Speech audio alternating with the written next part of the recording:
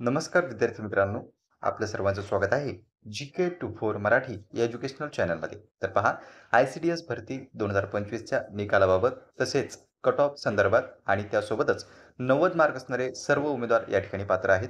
तर या संपूर्ण बाबींबाबत आपण या ठिकाणी चर्चा करणार आहोत. आपल्या सर्वांना माहितीच आहे की प्रथम उत्तर तालिका प्रसिद्ध करण्यात आलेली आहे. पण काही विद्यार्थिनी अशा आहेत की त्यांनी त्यांचा स्कोर चेक केलेला नाही. पण घाबरण्याचं काही कारण नाही. जेव्हा सेकंड रिस्पॉन्स शीट अवेलेबल होईल, म्हणजे पहा सध्या काय झालेलं आहे, सध्या फक्त फर्स्ट रिस्पॉन्स शीट या ठिकाणी आपण समजून घेऊया. फक्त फर्स्ट रिस्पॉन्स शीट आलेली आहे. यामध्ये जरी तुम्ही तुमचा स्कोर चेक केलेला नसेल, तरी सेकंड रिस्पॉन्स शीट ज्यावेळेस अवेलेबल होईल, त्यावेळेस तुम्ही तुमचा स्कोर हा चेक करू शकता ॲन्सर कीनुसार. आणि सर्वात शेवटी जे लागणार आहे मेरिट लिस्ट किंवा ज्याला आपण मार्क लिस्ट असे म्हणू, गुणयादीसुद्धा आपण त्याला म्हणू शकतो. तर त्यामध्येही तुम्हाला तुमचा रॉ स्कोर प्लस नॉर्मलायझेशन झालेला स्कोर दिसणार आहे. सुरुवातीला जी मूळ जाहिरात आली होती 102 जागांची, त्यामध्ये त्यांनी सांगितलेलं होतं की नॉर्मलायझेशन होणार नाही. पण आता नॉर्मलायझेशन होणार आहे आणि ते का होणार आहे त्याची संपूर्ण माहिती आपण या व्हिडिओमध्ये पाहणार आहोत. चला तर मग सुरुवात करूया आजच्या व्हिडिओला. त्यापूर्वी तुम्ही जर चॅनलवर पहिल्यांदा आलेले असाल, तर चॅनलला सबस्क्राईब करून घ्या, जेणेकरून कोणतीही महत्त्वपूर्ण माहिती किंवा नवीन अपडेट आपल्याकडून मिस होणार नाही. आणि डिस्क्रिप्शन बॉक्समध्ये आपल्या टेलिग्राम ग्रुपची लिंक आहे, त्यावरही तुम्हाला इतर ज्या भरत्या आहेत त्या संदर्भात अपडेट मिळत राहतील. तर पहा, या ठिकाणी आपण अधिकृत जाहिरातीवर आलेलो आहोत. इथे जागा आहेत 102. कॅटेगरी वाईज जागा आपल्याला पाहायच्या आहेत. त्यावरूनच एक कट ऑफचा अंदाज आपल्याला घेता येऊ शकतो. नंतर पहा, ज्या काही महत्त्वाच्या बाबी आहे यामधल्या त्या आपण जाणून घेऊया.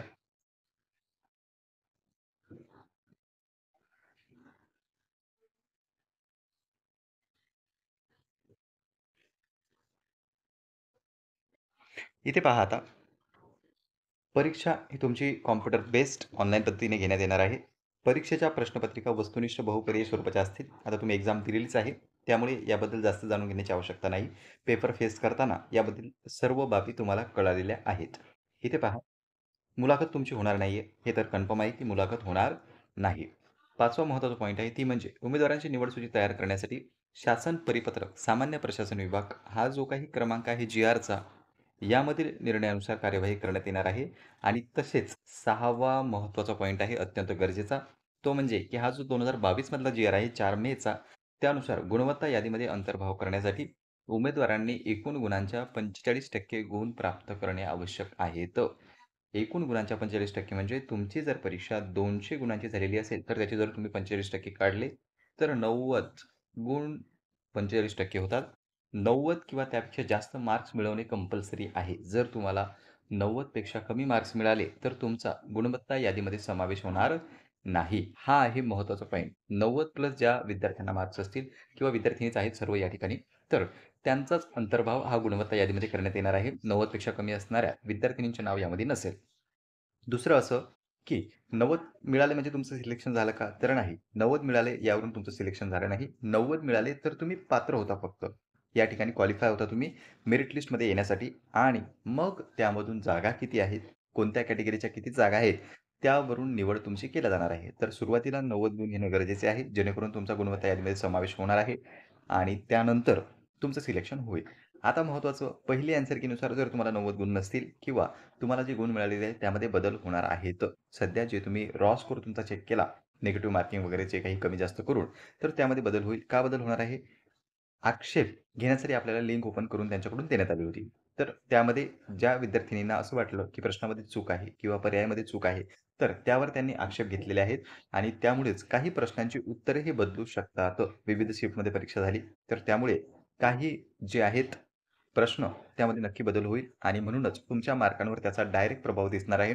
कारण की निगेटिव्ह सिस्टम असल्यामुळे त्याचा इफेक्ट हा आपल्याला जास्त प्रमाणात दिसेल. एक झाला हा पॉइंट.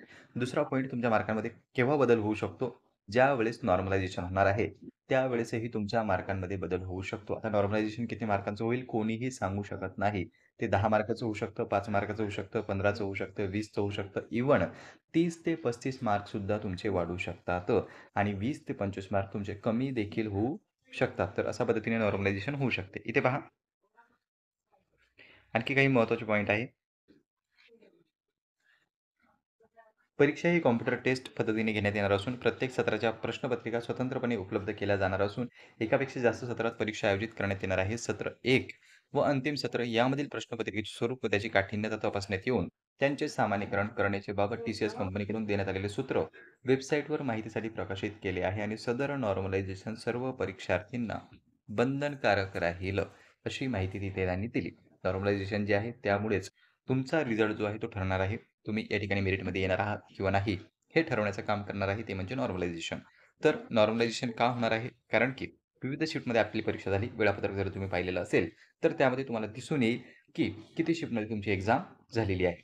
आता पहा, इथे जे आहेत ते कागदपत्र त्यांनी दिलेली आहेत, की फॉर्म भरताना आपल्याला अपलोड करायची कागदपत्रे कोणती आहेत आणि हीच कागदपत्रे तुम्हाला डॉक्युमेंट व्हेरिफिकेशनच्या वेळेस सुद्धा लागणार आहेत. त्यामुळे ही कागदपत्रे या ठिकाणी तुम्ही याचा स्क्रीनशॉट घेऊन ठेवू शकता. जी काही महत्त्वाची कागदपत्रे आहेत, ती त्यांनी या चार्टमध्ये आपल्याला दिलेली आहे. त्याचा तुम्ही स्क्रीनशॉट घेऊन ही कागदपत्रे तयार ठेवू शकता. सध्या पहा मित्रांनो, तुमची लागलेली आहे फक्त फर्स्ट अँसर की. यानंतर लागणार आहे second answer key. First answer कीपासून जी ऑब्जेक्शन घेण्याची शेवटची दिनांक आहे, तिथून सेकंड अँसर कीला 1 महिन्याचा कालावधी लागू शकतो. बऱ्याच जणांचा प्रश्न आहे की निकाल कधी लागणार आहे? तर पहिले तुमची सेकंड रिस्पॉन्स शीट लागेल. त्यानंतर लागणार आहे तुमची गुणवत्ता यादी, म्हणजेच मेरिट लिस्ट आपण त्याला म्हणू शकतो. यामध्ये तुम्हाला काय-काय दिलेलं असेल, एक तुमचा रॉ स्कोर, त्यानंतर तुमचं नाव, रोल नंबर वगैरे सर्व माहिती इथे अवेलेबल असणार आहे आणि नॉर्मलायझेशन झालेले स्कोर किती असेल फायनल, कारण की त्या फायनलवरूनच तुमचा रिझल्ट हा ठरेल. तर फायनल तुमचा स्कोर जो आहे तो मेरिट लिस्टमध्ये तुम्हाला कळून जाईल आफ्टर नॉर्मलायझेशन. तर इथे पहिले आन्सर की लागलेली आहे, सेकंड रिस्पॉन्स शीट लागणार आहे, त्यानंतर मेरिट लिस्ट लागणार आहे, त्यानंतर तात्पुरती निवड यादी लागणार आहे, म्हणजे टेंटेटिव्ह सिलेक्शन लिस्ट लागेल, तात्पुरती निवड यादी. नंतर होणार आहे तुमचं डॉक्युमेंट व्हेरिफिकेशन आणि सर्वात शेवटी लागणार आहे ती म्हणजे फायनल सिलेक्शन लिस्ट. तर एवढे टप्पे आणखी तुमच्या या परीक्षेचे बाकी आहेत. यामध्ये पहिलाच टप्पा लागलेला आहे तो म्हणजे फर्स्ट आन्सर कीचा, second response sheet, merit list, तात्पुरती निवड यादी, नंतर कागदपत्रांची पडताळणी आणि सर्वात शेवटी लागणार आहे फायनल सिलेक्शन लिस्ट. तर यामध्ये 3 महिन्याचा कालावधी जवळपास लागू शकतो. तर ते डिपेंड आहे विभागावर, की विभाग किती लवकर प्रक्रिया पार पाडते. ही जी भरती आहे ती महिला व बालविकास अंतर्गतच आहे. ही दुसरी एकात्मक बालविकास आणि दुसरी जी भरती सुरू आहे सध्या, तीही आपल्याला माहितीच आहे की महिला व बालविकासची सुरू आहे आणि दोन्ही भरत्या ॲट अ टाईम सुरू असताना आपल्याला दिसतात. तर यामध्ये यांचं जे डॉक्युमेंट व्हेरिफिकेशनचा कार्यक्रम आहे, तो आयोजित करणं ही विभागाची जबाबदारी आहे. TCSची जबाबदारी कुठपर्यंत आहे? मेरिट लिस्ट लावण्यापर्यंत. पण मात्र जेव्हा तुमचं डॉक्युमेंट व्हेरिफिकेशन होणार आहे, त्या ठिकाणी फिजिकलरित्या तुम्हाला जावं लागणार आहे. तर तिथे विभागाकडूनच तुमचा जो डॉक्युमेंट व्हेरिफिकेशन किंवा कागदपत्रे पडताळणीचा कार्यक्रम आहे, तो आयोजित केला जाईल. तर पहा आता हे सर्व गोष्टी झाली सिलेक्शन प्रोसेसबाबत. तुमच्या मार्कांमध्ये बदल होणार आहे त्याच्याबाबत. 90 मार्क घेणं कंपल्सरी आहे त्याच्या बाबतीत. आता बोलूया आपण कट ऑफ संदर्भात. तर कट ऑफ जो आहे काही जण म्हणतात कमी जाणार आहे, काही जण म्हणतात जास्त जाणार आहे, कारण की जागा ह्या कमी आहेत. तर पहा, जागा आपण एकदा पाहून घेऊया, कारण की जागेवरूनच तुम्हाला एक अंदाज येऊ शकतो. इथे पहा, हा आहे जागेचा चार्ट. तर जी काही भरावयाची पदं आहेत, सर्व महिलांसाठी आहेत. इथं माहीतच आहे 100% महिलांसाठी राखीव पदे आहेत. नंतर इथे आहेत आपल्या कॅटेगरी, अनुसूचित जाती, अनुसूचित जमाती हा जो आहे तो कॅटेगरीज आहेत आणि इकडे आहेत आपलं समांतर आरक्षण, खेळाडू, माजी सैनिक, अंशकालीन आणि वरची जो आहे ते सर्वसाधारणसाठी आहे. तर जागा एकूण आहेत 102. त्यानंतर अनुसूचित जातीसाठी जर आपण पाहिल्या तर तशा जागा 13 आहेत, पण सर्वसाधारण त्यांच्यासाठी आहेत 8. नंतर त्यांचं डिव्हायडेशन होऊन जातं समांतर आरक्षणामध्ये, म्हणजे 1, 2, 1, 1 असं प्रकल्पग्रस्त, भूकंपग्रस्त, माजी सैनिक वगैरे त्यांच्यामध्ये डिव्हायडेशन होऊन जातं समांतर आरक्षणामध्ये. तर हा जो आहे ही वाली लाईन या ठिकाणी तुम्ही पाहू शकता. ही आहे सर्वसाधारणसाठी 8, 4, 2, 2 आणि ओपनच्या ज्या जागा आहेत अराखीवपदी त्या आहेत एकूण 27. त्यापैकी सर्वसाधारणसाठी आहेत 17. अशा एकूण टोटल 65 जागा आहेत आणि संपूर्ण जर पाहिल्या तर 102 जागा आहेत सर्वांसाठी. 65 जागा आहेत सर्वसाधारणसाठी आणि खाली ज्या जागा आहेत त्या डिवाईड झालेल्या आहेत समांतर आरक्षणामध्ये. तर आता जागेवरून तुम्हाला लक्षात आलेले असेल की जागा खूप कमी आहेत, त्यामुळे कट ऑफ हा जास्तच जाणार आहे. पण इतकाही जास्त जाणार आहे का? तर नाही. निगेटिव्ह मार्किंग असल्यामुळे कट ऑफ जो आहे तो तुमचा इतकाही जास्त जाणार नाही, कारण की परीक्षेचा प्रभाव त्यावर आपल्याला दिसू शकतो. तर इथे काय होऊ शकतं, तुमचा कट ऑफ जो आहे तो 160च्या आसपास लागण्याची शक्यता आहे. हेही खूप मार्क्स झाले 160. अंदाज जो आहे तो याच्यापेक्षा कमीच लागेल. पण 160 आपण सर्वसाधारण ओपन कॅटेगरीसाठी पकडून चालू शकतो. काही जणांना हा कट ऑफ कमी वाटेल, काही जणांना हा कट ऑफ जास्त वाटेल. तर पहा मित्रांनो, अजून तुमचं नॉर्मलायझेशन व्हायचं बाकी आहे. जेव्हा तुमचं नॉर्मलायझेशन होईल, त्यानंतर तुमच्या मार्कांमध्ये झालेला बदल हा तुम्हाला स्पष्टरित्या दिसू शकतो. कारण की परीक्षा ही एका शिफ्टमध्ये झालेली नाही. बऱ्याच शिफ्टमध्ये परीक्षा आयोजित करण्यात आलेली आहे आणि पद तर आपल्याला माहितीच आहे की मुख्य सेविकेचं आहे.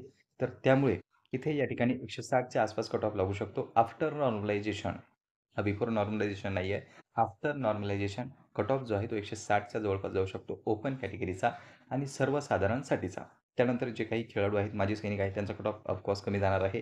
कॅटेगरीज जे आहेत एस-सी, एस-टी यांचा देखील कट ऑफ कमी जाणार आहे.